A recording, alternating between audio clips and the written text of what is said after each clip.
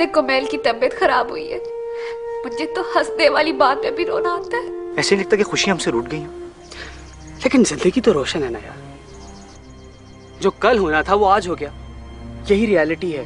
मैं भी प्रीशा को बेकसूर ही समझ रही थी, लेकिन जिस तरह के हालात हैं, जो कुछ सामने आ रहा है, सब में कसूर सिर्फ प्रीशा का ही है। प्रीशा कब तक उस घर में राज करती रहेगी? वो घर मेरी बेटी का है और मुझसे ये बर्दाश्त नहीं होता।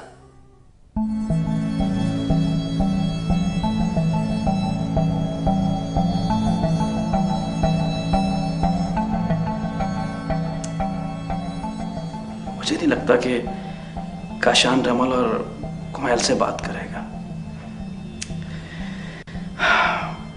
मुझे ही कुछ करना पड़ेगा। देखिए, जहां बर्तन होंगे खनक तो आएगी ना। इसका मतलब ये नहीं कि उनको उठा के दीवार के उस पार फेंक दिया जाए। फेंक तो हमें दिया गया है, अभी दीवार के उस पार नहीं, उस घर से परे जो कभी हमारा था, सबका साझा था। भाई, दिलों की सांच कभी नहीं टूटती। पर यहाँ तो रिश्ते ही टूट गए। स्याह और सफेद का पता ही नहीं चलता। दिल सफेद हो गए। पता नहीं काशान भाई को क्या हो गया है। किसी को कुछ नहीं हुआ। वो कल भी तुम दोनों का भाई था, आज भी है और कल भी रहेगा। कल किसने देखा है सलमान? चलो, कल को ना लो, आज को ही ले लो। हम तो आज भी फकीरों की तरह मोहब्बत की भीख मांग रहे हैं। मोहब्बत नहीं कुमैल, अपना हक मांग रहे हैं। भाई, हक मांगने का कोई तरीका और कोई सलीका होता है। तुम दोनों मेरे छोटे भाइयों की तरह हो और भाई हो। तुम दोनों को समझाना मेरा फर्ज बनता है।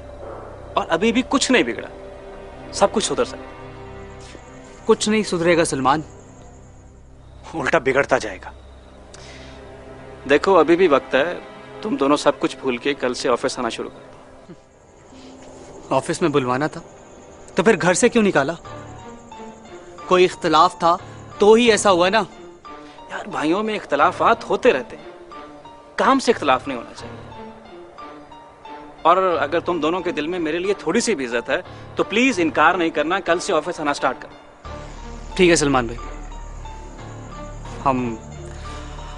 हम इस पे सोच के बताएंगे। ठीक है, मैं इंतजार करूंगा तुम्हारे फैसले का।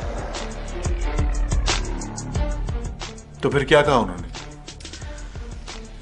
रमल चाहता है कि उसे कुछ सोचने का टाइम दिया जाए। सोचने का वक्त चाहिए उसे।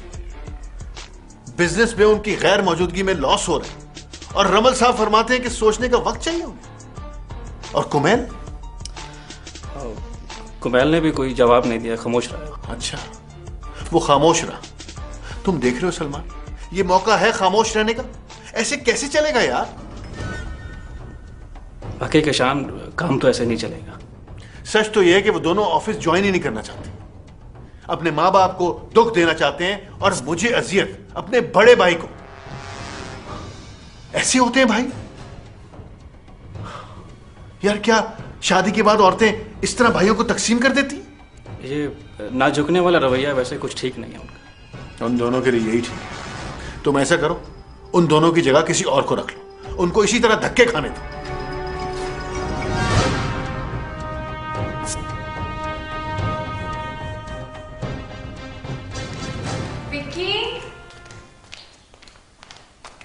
विक्की, जी छोटी बेबी जी। सब कहाँ है? बेबी जी, मामा और बाबा तो डॉक्टर को चेक करवाने गए। और प्रीशा भाभी? और प्रीशा भाभी तो रमल और कुमैल के कमरे में गई। अच्छा चलो ठीक है, तुम अपना काम करो। ठीक है बेबी जी।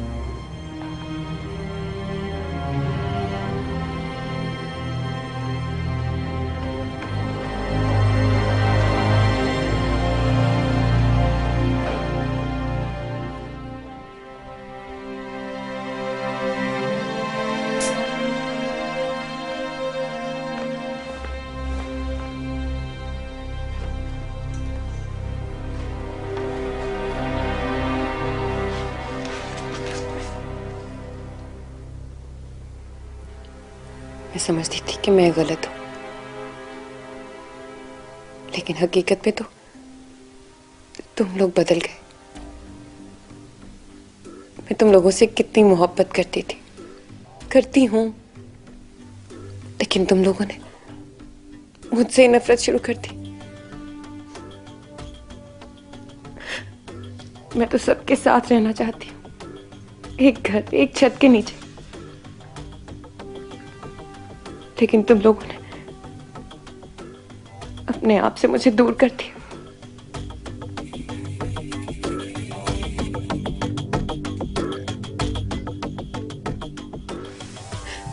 मुझे तो समझ में नहीं आता कि मेरा कसूर क्या है।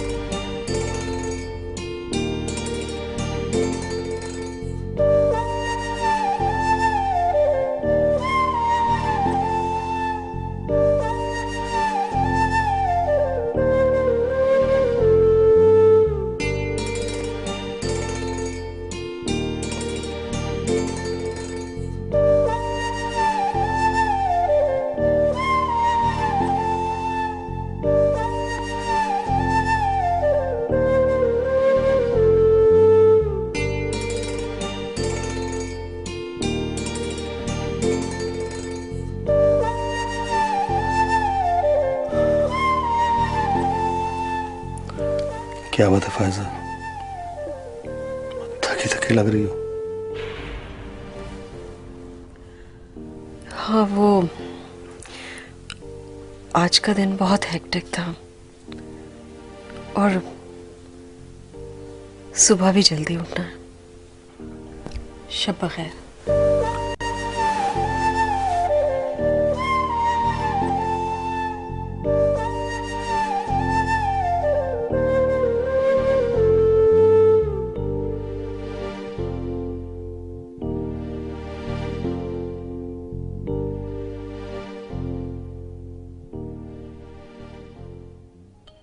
मैं उसे ऐसा करने दूंगी? सवाल ही पैदा नहीं होता। उसने समझ क्या रखा है? अब मैं उसे बताऊंगी कि दोस्ती और दुश्मनी में फर्क क्या है। यूं शोर मचाने से भी कुछ नहीं होगा। अपने दुश्मन को इतना भी कमजोर नहीं समझना चाहिए जितना कि वो दिखाई देता है। वो अपना काम दिखाती रही और तुम लोग उसका कुछ भी बिगाड़ ना सके। मामा ठीक कहती हैं।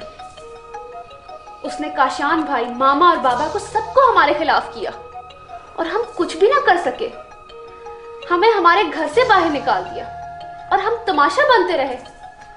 अपना तमाशा हम खुद देखते रहे। क्या कर लिया हमने उसका? उस नागिन का सर कुचलना पड़ेगा। हम ना समझते और उसने हमारी नासमझी का खूब फायदा उठाया। हमारी खामोशी ने उसे शह दी है। उसे सबक सिखाना पड़ेगा। अब ऐसे तो नहीं चलेगा कि परीक्षे वार पे वार करती जाए और हम सहते जाएं। मैंने कुमैल को समझाया है। घर और बिजनेस छोड़ के हमने गलती की। घर तो हम किसी ना किसी तरह से ले ही लेंगे, लेकिन बिजनेस यूं हाथ से ना जाए। मैंने फैसला कर लिया, कल से ऑफिस जाना शुरू कर देता हूँ। तुम्हें ऐसे ही करना चाहिए। कुमैल, तुम ऑफिस नहीं जाओगे और ना ही उन लोगों के साथ कोई ताल्लुक रखोगे। ये मेरा फैसला है, आखिरी फैसला।